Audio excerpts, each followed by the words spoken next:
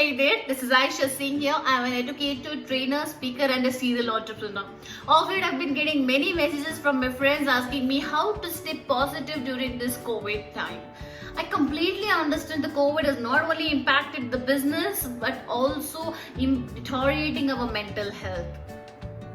Because of this COVID, we are not even able to have a social interaction, social exposure, which has added a lot of fuel for deteriorating our mental health.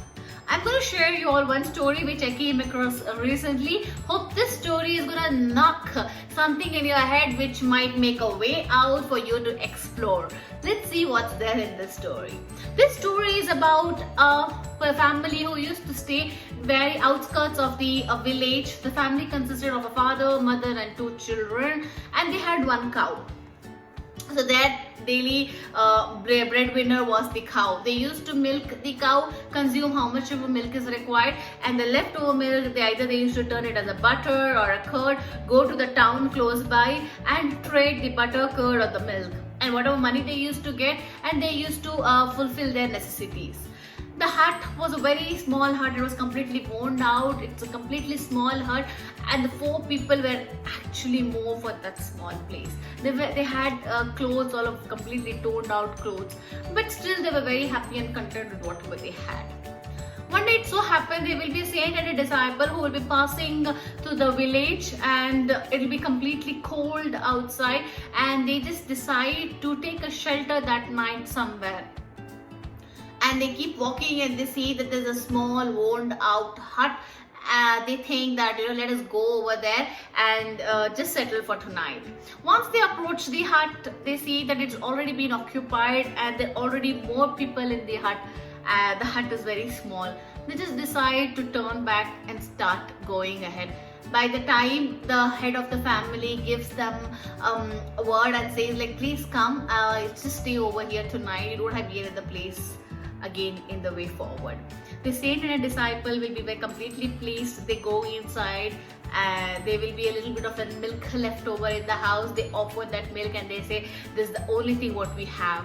Both saint and the disciple consume the milk and the sleep.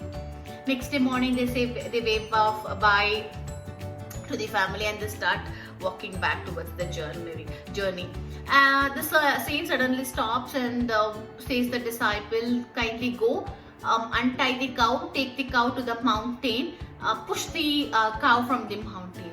The disciple gets startled and says, Master, what are you saying? The cow is the only resource for the poor family. If the cow dies, what will happen to the family? The saint gets a little agitated and he orders the disciple saying, do as I say. The disciple has no choice. He goes to the house, he tries to sneak in and he unties the cow. He takes the cow to the mountain and pushes the cow from there. The cow dies. The disciple is heavy-hearted with the mixed emotions. He doesn't know what to do. He comes back and he says, Master, the job is done. They both start walking. The entire journey, the disciple is completely with the heavy-hearted. He is not able to express the emotions and he's been thinking, why did the master do this? He starts hating his master. He keeps cursing his master.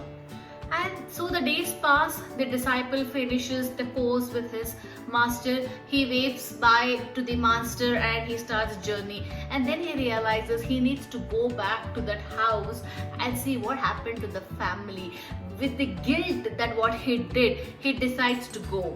Once he goes there, he sees the entire place is completely changed. Instead of a small hut, a small house, now there's a big bungalow. It's a villa completely, and you have a lot of pet animals over there. There's a huge happy family. The family it looks like they are very rich. They're having a lot of fun over there, and there is an event happening in that house.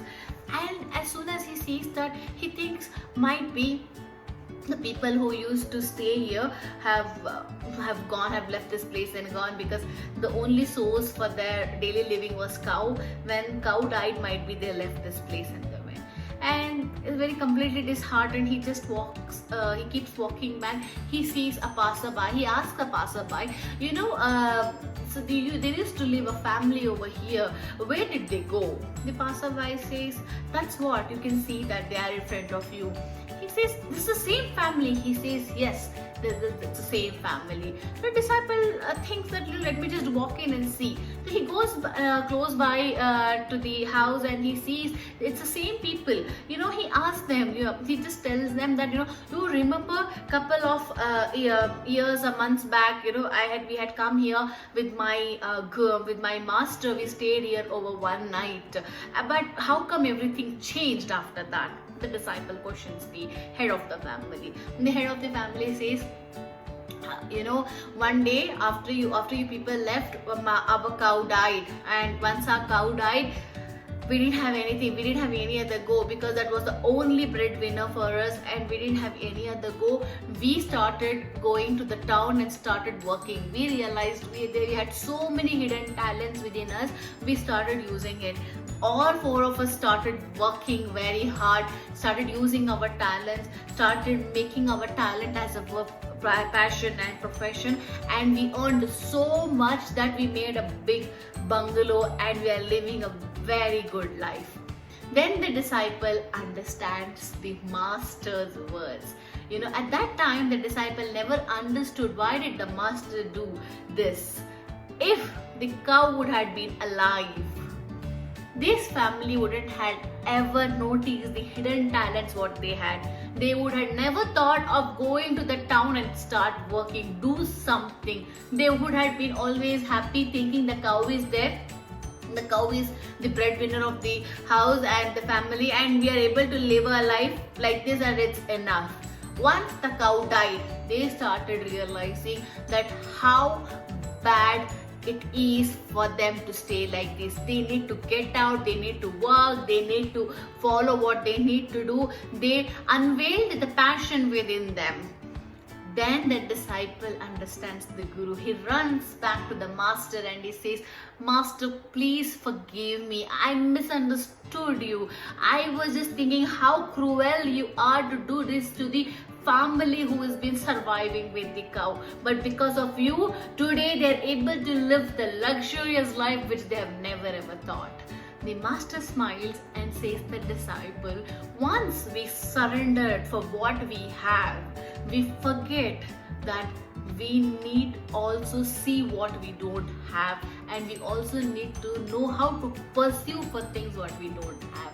That we all are born with hidden talents. We need to unveil them. We need to uncover them. We need to see which talent of ours will make us a big bonus and how we can live our lives with that. It is all within us how we have to live our lives. Either if we want to stick with whatever we have, thinking like this is not gonna work, that is not gonna work, we will be staying like that itself. But if we have our aspirations high, if we start thinking we can bring out our talent, we will follow our talent, make it a passion, then make it a profession and start working, we are able to do it. That's the reason they always say, aim to the sky, at least you will reach the star. So my dear friends, this COVID time, let us make it as a blessing in disguise. Start unveiling the talents what you have. Start making use of the things what you currently have which you've never thought of. You could do something of it. Let me tell you what this COVID has given me. When this COVID came, for a moment I was like little happy because I had some time for myself, as I was always completely busy with my school, with my NGO work, with my trainings, with my development programs. I was completely crushed between a lot of my professional work. And when this COVID, initially we never knew what was the seriousness of this COVID at that time.